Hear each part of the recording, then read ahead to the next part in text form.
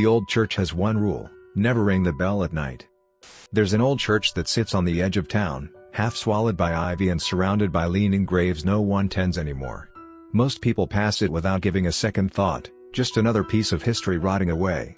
But those who grew up here know the truth. There's a single rule, one passed down from generation to generation, never written down but never broken: don't ring the church bell after dark. Ask anyone why and they'll clam up, change the subject, or pretend they didn't hear you. But you can see it in their eyes, the memory of something they'll never say aloud. The bell itself is strange.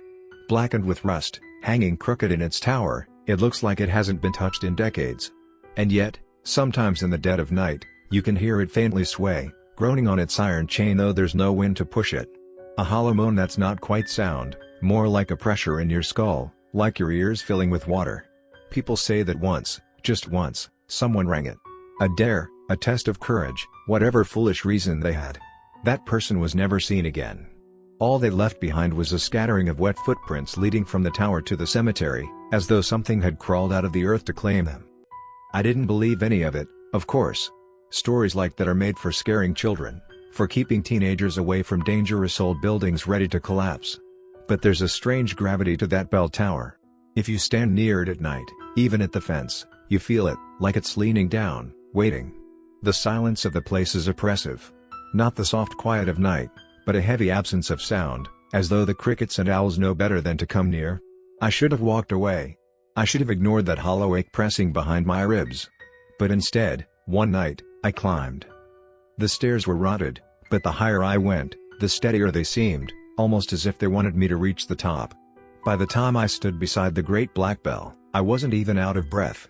The thing smelled of rust and damp stone, and up close, its surface was carved, not just corroded, but carved, deep grooves forming shapes I couldn't understand.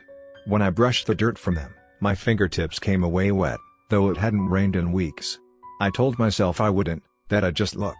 But there's something about standing so close to a forbidden thing, the weight of generations of warnings piling in your skull. My hand found the rope before I even realized. And when I pulled, the bell didn't ring so much as breathe. The sound was impossible. It wasn't a peal, not metal against metal, but a long, guttural exhale that rolled through the stone tower and down into the earth itself. My knees buckled with the force of it, and for a moment I couldn't hear anything else, not even my own breath. But then, faintly, I heard something new. From the cemetery below, a dozen voices rose, hoarse and broken, like throats tearing open after centuries of silence. They weren't speaking, not words I knew, but the tone was pleading, desperate. Something was climbing out of the graves. I ran, but the air outside was different, thicker, heavy with the same sound that had lived inside the bell. The churchyard looked wrong, longer, deeper, as though the graves stretched out forever. And moving among them, figures, pale and swollen, their jaws slack, their eyes fixed on me with desperate hunger. Not for food. Not for blood. For breath. Their mouths opened and closed in time with the bell's fading moan, and I realized what it meant. They weren't crying. They were breathing in, drawing something invisible from the night, pulling it toward themselves. Toward me. I stumbled back toward the road, but the path twisted. The graves moved. Every time I turned, the bell tower was in front of me again, the sound louder, closer, until it felt like my lungs weren't mine anymore. The last thing I remember before blacking out was one of those pale faces inches from mine, its lips moving with mine, as though trying to teach me a word I couldn't understand. When I woke, it was dawn. The church stood silent. The graves looked ordinary again. But my chest hasn't felt the same since. I breathe, but sometimes it doesn't feel like me doing it. Like the air isn't mine. And in my dreams, I hear the bell breathing still, waiting for me to pull again, waiting for the last bit of myself to leave. Because once you ring it, I think you belong to the church. That sentence has been a quiet drum in my head ever since that night, steady and inevitable. At first it felt like guilt, an animal guilt for doing something you were told not to do. But it isn't guilt. It's a possession that claws at you from the inside, patient and cunning. Days bleed into one another now. I wake and the world looks right, the same cracked sidewalks, the same crooked roofs, but something has settled into the corners of everything, a thin skin of listening that wasn't there before. When I breathe I can feel the echo of that bell vibrating in the cartilage of my ear, a hollow pressure that never quite leaves. At night the bell's exhale returns in my dreams, slower, deeper, and when I wake my lungs feel like they've been emptied and refilled by something else. People in town notice. They notice the way I stand at the market, at the cafe, with my hands clenched so hard the knuckles shine white. They notice the way my eyes track the church tower no matter which way I turn. They don't ask. No one asks direct questions about curses or possession, those are rude things to speak out loud here.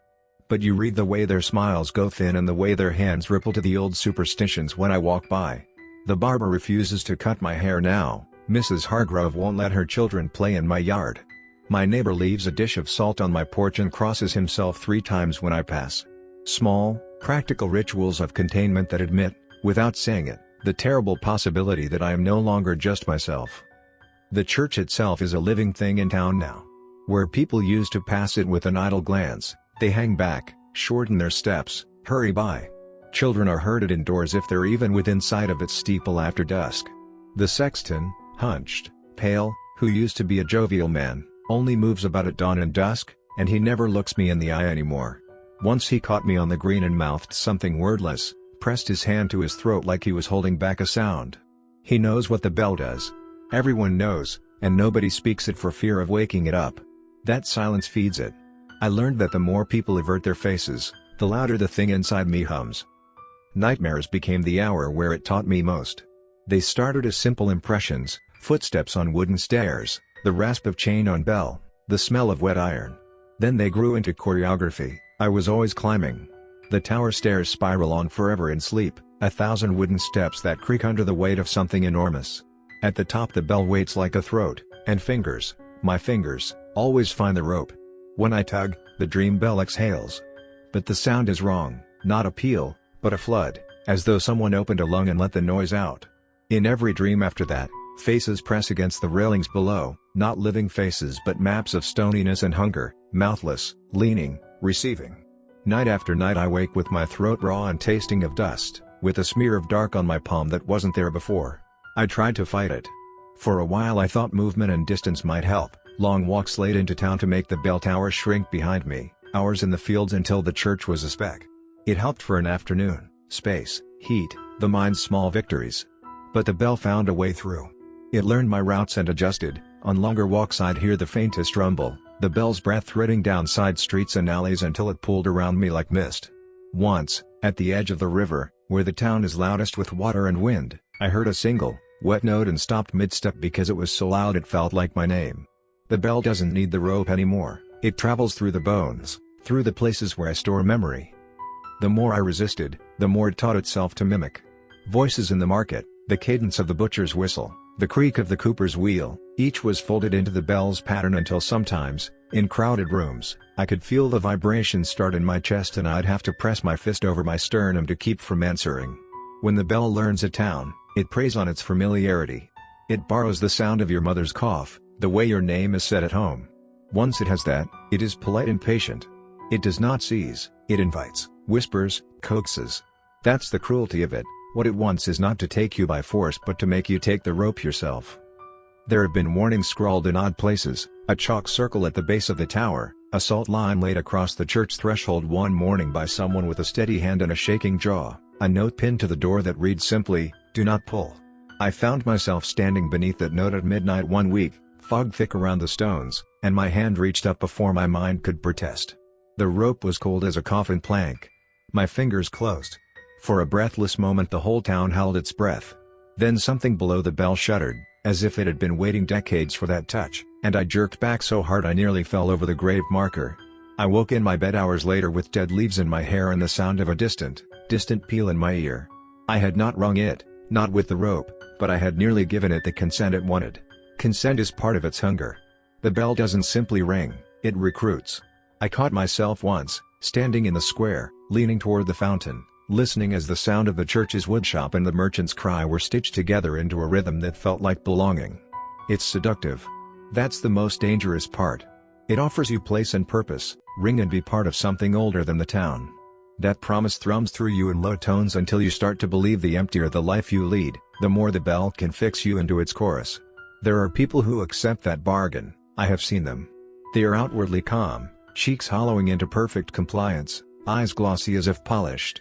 They smile at me with the same slow, practiced kindness, and I know how long they have left. My hands tremble as I write this. The bell's presence has become tactile. When I turn a page it scratches the paper with a pattern like rope fiber. When I drink coffee I taste iron. At night my window throws back not my reflection but a dim tower silhouette, and I watch it as if hypnotized. Sometimes, in the darkest hours before dawn, I hear the bell breathe on its own, not a sound that leaves the tower, but one that plants itself inside my sternum and slowly reforms my ribs. People sleep in their beds while the bell trains them like grain, first a quiet nudge, then a suggestion, then a tug. I am further down that line than most. I feel my edges soften, my curiosity becoming a ladder the bell can climb. What will be left when it finishes its work? Will I be the one who climbs the stairs at last, hands steady on that frayed rope, eyes blank and satisfied? Will I wake in the morning and find my house empty, my bed warm, and the townsfolk murmuring my name like a benediction? I don't know. I only know that the bell has made itself a presence in every ordinary thing I do, and ordinary things have stopped protecting me. The chapel yard smells of damp wool and iron, and at dusk the children cross themselves in a different way now, 2 fingers, then 3, then a pressed palm over the heart, as if counting steps. If I am honest with myself, there is a part of me that wants the release. It isn't a triumphant wish, but a tired one, to stop shouldering this alertness, to not flinch when a crow lands on the steeple. The bell promises forgetting and makes it sound like mercy. But other parts of me, slim, stubborn, human, fight. They find small rebellions. I walk the other way around the square, I stare directly at the tower and refuse to blink, I speak loud nonsense at odd times so the bell's mimicry catches words that will mean nothing. These are small things, pathetic perhaps, but for now they keep the rope from my hands. In the end, I suspect it will be ordinary tiredness or a sleepy misstep that hands the bell its consent. Maybe I'll be up late, cataloging old ledger books at the library, head nodding, feet leaden, and my hand will wander to the window and see the tower and, without malice or ceremony, reach. Maybe the bell will learn to tug through rooms and sink its call into my dream work until I wake with rope in hand and the morning light making the metal look almost mundane. Or perhaps some other fool, drawn by cigarette smoke, bravado or grief, will climb the stairs and decide to hear what the bell has to say. All I know is that once the rope moves because of me, the bell's exhale will fill the town and the hollow faces in the choir will lift, and I, whoever I was last night, will be counted among them. For now I hold on. I write the pages of this confession with hands that shake not only from fear but from habit, from a life that is being traded for a sound. If you are reading this and you live anywhere near an old church with a bell that sighs at night, if some old-timers mutter rules and cross themselves when you laugh, listen closely. Don't climb the stairs to test the story. Don't be clever. Don't be brave for the wrong reasons. The rope feels harmless until you touch it. The bell sounds like belonging until it hollows you out. And when you can no longer tell the difference between your breath and the bells, you will have already been called. It crept upon me like winter, slow, inevitable, the way frost doesn't announce itself until it's already in your hair. There were days when the bell's presence was a nuisance, an itch behind the ribs, a humming in the molars, and nights when it was so loud I could hear it through closed windows as if the town had become one great chamber resonating under its hand. The mundane became a scaffold for its work. I could feel my speech changing. I would pause mid-sentence while someone spoke to me and the rhythm of their words would fold into the bell's cadence, and for a second I was thinking in that metallic meter. I started answering in echoes, short, hollow vowels, a cadence that pleased whatever was learning me. People smiled politely at the change, the way you smile at a neighbor's new illness, sympathetic and a little afraid. Little rituals built up around me like a fence. Neighbors left bread and salt at my gate, someone drew a ring of ash around my front step. A child placed a crooked crucifix on my windowsill and tied a length of twine to its base, then tucked the other end into my coat pocket as if anchoring me to something ordinary. None of it helped. The bell learned where to press. The town's silence about it thickened into a new language.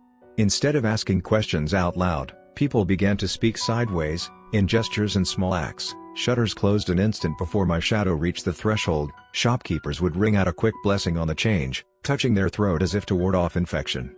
The sexton stopped giving me the glance of a man who had seen too much and instead offered the look of someone who had made a bargain and regretted it. At night, the square emptied earlier than it used to, and the children who used to climb the low wall by the fountain now ran past like a flock of startled birds. Occasionally one of them would glance back at me with a face too old for their years, lipped in that same slow smile that the bell's recruits wore. It was like watching a contagion made of civility, everyone trying to remain polite to the person who would hollow them out. My attempts at resistance became elaborate and then childish. I carried handfuls of iron filings in my coat, clinking them loudly as false armor. I slept with a small hammer under the pillow and practiced striking it at odd hours to break a rhythm. I tried to teach myself to breathe differently, in through the nose, out through the mouth, long counts, odd counts. Sometimes, in the small hours, I'd succeed. My chest would fill and empty, and for a blissful minute the bell had no purchase. But those hours were thin and brittle. The bell adapted to my breathing, learned the little quirks I thought were private. It learned to mimic the scratch on the page as the bell's twine might rasp against my palm. It learned the tone of my laughter and threaded it into the moan, so when I heard the bell in the market, for a terrifying second I thought it was my own voice calling. The town's shapes grew stranger around those moments, streetlights that blinked in a slow syncopation with the tower, dogs that howled near its shadow and stopped when I crossed their path. Even the moon seemed to tilt toward the steeple as if the sky were listening, too. Then, last week, the bell took a different tack. It left me alone during the day as a kindness so faint it felt like cruelty. During market hours I wandered among stalls as if I were not a subject at all, smiling and carrying on, while the bell folded itself into the hum of customers and horses until even the baker's song was a measure of rope. At dusk, something shifted across the town like a single exhalation. Lamps scuttered in time with the bell, the churchyard's grass laid flat as if a wind had passed only inches above the soil. The children who had once paused at my gate now walked a little slower and looked through me as if evaluating whether they liked what they saw. I found myself in the square without having decided to go there, an easy drift, and looked up as part of habit and something else, a muscle memory the bell had been rehearsing. The rope hung half a twist away from my reach, not quite there, a visual promise. My hands twitched toward it of their own accord. I clapped them down on my knees until the knuckles popped, until a small crowd murmured and shifted. A woman spat on the ground and muttered an old litany under her breath. The sexton placed a palm on my shoulder and said, quietly, "Stay. For all our sakes, stay." I nodded because politeness is a high-priced currency in a small town, and because the bell's pull is a courtesy that wears you down with acceptance until you forget you were ever anything else. That night, I dreamt the stairs uncoiled like a spiral of rope. They sang in a minor key. The bell was waiting, not above but inside me, and in the dream I could feel its throat open wide the way a cathedral door opens, patient, enormous, hungry but practiced. When I woke, my sheets were tangled like the end of a rope, and my hands smelled faintly of iron though I had not touched metal. I knew then the choice would not be made for malice or rage, it would be a small, sleepy mistake or the surrender of exhaustion, and that was its cunning, to make consent an act you'd performed softly, without ceremony. I spent that day pretending to be busy, pretending to be made of other things, a ledger, a chore, a human schedule. But at dusk the bell's tone rapped through the shutters and tugged at the place in me that keeps promises. The bell was at my sternum. The town had held back its gaze and I had become the only audience. I don't know how long I stood there in the tower, or how I got my hands on the rope. The memories are thin and bright and seem to reflect rather than belong to me, a flash of the rope's frayed fibers, the smell of beeswax on the wood of the bell, the crowd below like a pool of oil in which faces floated, turned upward and waiting. I remember, with a clarity that is terrible now, the exact sound that happens the first time you commit, not the clang of metal, but a living inhalation, as though the bell were drawing air into its belly and taking the town with it. My fingers closed around the rope as if on their own. It was not a heroic thing. There was no drumroll, no overt demon heart moment, there was simply a long, tired ease, like a body folding into the habit of sleep. The rope was warm. It smelled faintly of rain and old rope and something else sweet and metallic that I now know as myself. I pulled once. That's all. One pull. The sound that followed is not something I can transcribe into normal words. It is a physics of sound and bone and memory, a single exhale that rearranged the world into new harmonics. The town answered as one, doors closed, breaths held, 1,000 small hinges catching, a choir of faces lifting and softening as if touched. The bell did not strike, it breathed, and that breath became the right word to replace every silence we had kept. In that inhale, something loosened inside me and also sealed, a thinness, a continuance. I felt my hands go slack and then something else took them and set them at my sides like the hands of a statue. I felt the air move through me and then I could not tell whether the next sound I made, the next thing that escaped my mouth, was my voice or the bell's. If you are reading this, if my handwriting still makes sense to you, know that I wrote this by the light left to me before the sound filled what was left of my bones. It is a selfish, small hope, but perhaps telling someone will buy the smallest delay for the next person. The rope hangs now in the tower, frayed and patient.